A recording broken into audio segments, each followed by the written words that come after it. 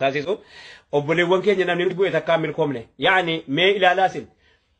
Atsee Yohannis kan ulamaa nama boruu meedaatti nama 19,000 fixe sun Atsee Yohannis mataan isaa muramee matammatti gal mee ilaala biyya keessatti illee qabaramuu hireen arganne beeka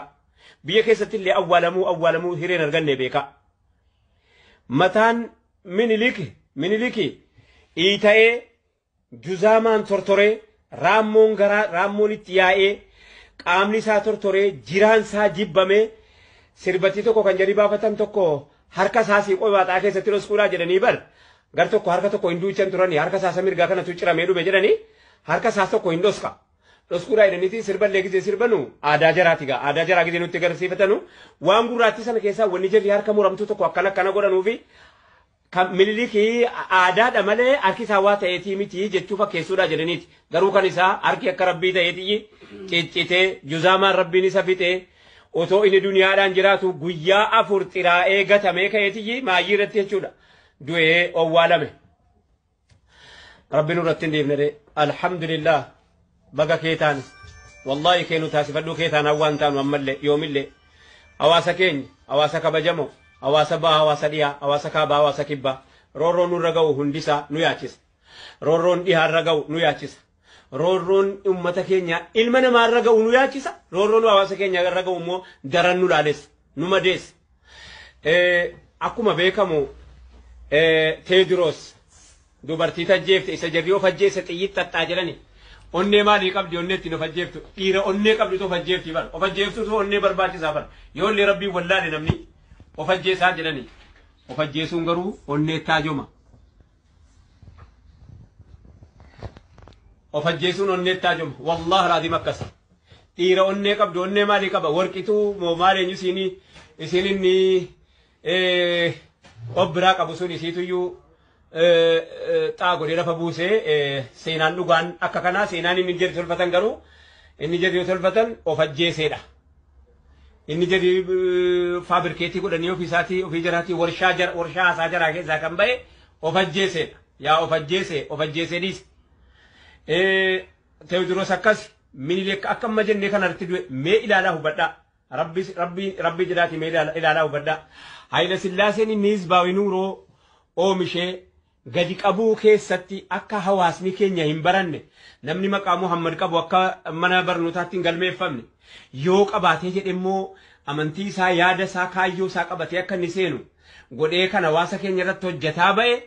Hayila Sillaaseen mataan isaa ofii isiitii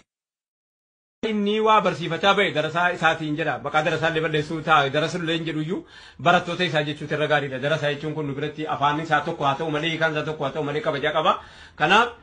barsiisota isaatu fuudhee mana fincaanii keessa buusee achitti galaafateen fincaan dhugdee duute isiinis kaydiin nama mee Firaa'uunuma irraa jalqabaatu iyyuu yaadame hawaasa sana booddee zulmii nama irratti hojjete hundasa akka inni itti du'e akka jedhitti addunyaa kanarraa gale warri ilma namaa kanarratti roorroo yaadu hamtuu yaadu takka takkitti milkaa'ee duniyaa kanarraa galu wamina ajaa'ib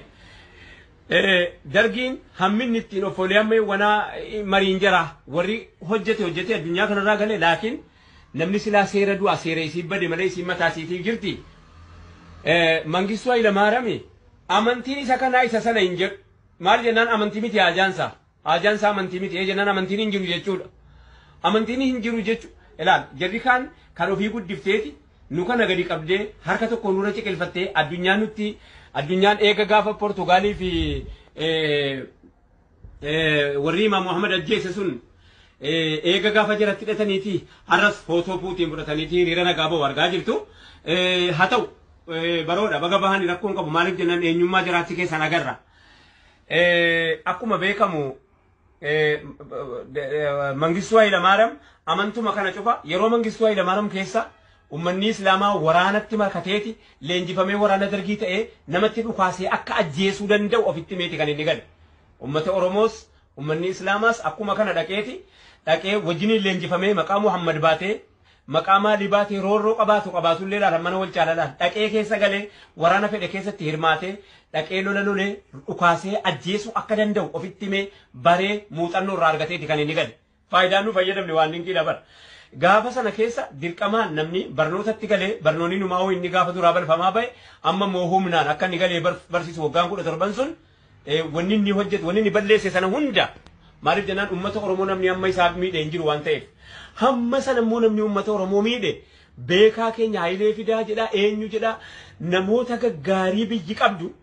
fincilaa kooti nafaallaa dhaabbatan jiruudha namni amma Mangistuu Hayilamaariyaam